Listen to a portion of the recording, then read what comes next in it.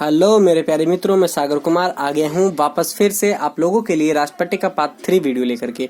इस वीडियो में हम जानेंगे कि क्या एक आम आदमी भी राष्ट्रपति का चुनाव लड़ सकता है या उसको लड़ने के लिए क्या क्या अर्हताएं होनी चाहिए और राष्ट्रपति चुनाव से संबंधित वह सभी योग्यताएं जिससे हम राष्ट्रपति चुनाव को लड़ पाएं। ठीक है, इसके बारे में विस्तृत चर्चा करेंगे। तो देखिए, सबसे पहले राष्ट्रपति चुनाव को लड़ने के लिए कम से कम पहले वो भारत का नागरिक होना चाहिए। ठीक है, किसी और देश का नागरिक जो है वो राष्ट्रपति का चुनाव भारत में नहीं लड़ सकता है।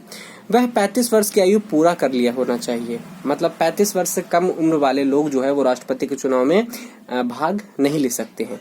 वह लोकसभा का सदस्य निर्वाचित होने के लिए अहर्ह, मतलब कम से कम लोकसभा का सदस्य जो है वो निर्वाचित हो जाए, ऐसा जो है उसके पास गुण होना चाहिए। गुण मतलब समझ रहे हैं, उसके पास योग्यताएं होनी चाहिए लोकसभा के सदस्य बनने की। ठीक है, वह संघ सरकार में या किसी राज्य सरकार में या किसी स्थानीय प्राधिकरण में या किसी सार्वजनिक प्राधिकरण में लाभ के पद पर ना हो, मतलब किसी प्रकार की सरकारी नौकरी उसके पास ना हो।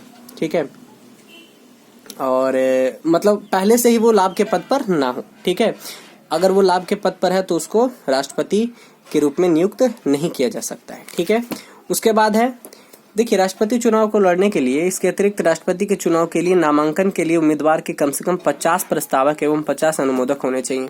आप राष्ट्रपति का जब पर्चा भरने के लिए जाएंगे तो आपको कम से कम 50 प्रस्तावक जो आपको वोट देने वाले हैं, ठीक है, और 50 अनुमोदक, ठीक है, ये आपके पास होने चाहिए। मोटा मोटी आप लोग खुद बात समझ लीजिए, 50 प्रस्तावक वो होंगे जो विधानसभा या राज्यसभा या लोकसभा के निर्वाचित सदस्य होंगे। मोटा मोटी बात समझ लीजिए, यदि आपकी पहुंच 50 विधायकों तक है और वो 50 विधायक आपको वोट देके आपको जिताने की क्षमता रखते हैं तो आपका जो है फॉर्म भर लिया जाएगा, आप राष्ट्रपति चुनाव जो है लड़ पाएंगे। ठीक है, कम से कम 50 विधायक के पास आपकी पहुंच होनी चाहिए।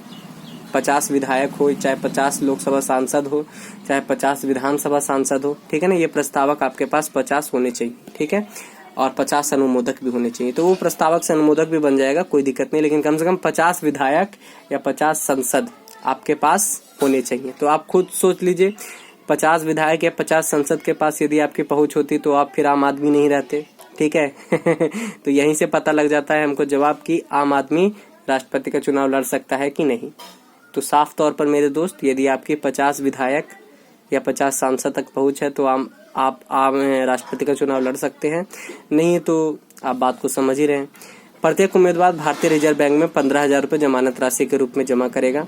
यदि उम्मीदवार की कुल डाले गए वैध मतों का 1/6 भाग प्राप्त करने में, मतलब करीब 16% भाग प्राप्त करने में असमर्थ हो जाता है तो वो राशि भी जब्त कर ली जाएगी। देखिए क्या हो रहा था पहले, ये जो 15,000 की राशि थी ये करीब 2500 रुपये थी। ठीक है, लेकिन उस समय जब ये राशि 2500 थी तो जो मतलब पूरी तरह से तैयार होकर चुनाव राष्ट्रपति का नहीं लड़ते हैं, उनके लिए ये 15,000 रुपये की राशि कर दी गई। ठीक है, जो मतलब सीरियस होकर राष्ट्रपति के चुनाव नहीं लड़ते हैं, ठीक है, ऐसे ही मनचाहे तरीके से लड़ लेते हैं, उन्हीं के लिए कि कम से कम 15,000 रुपये की राशि उनकी जब्त हो जाएगी।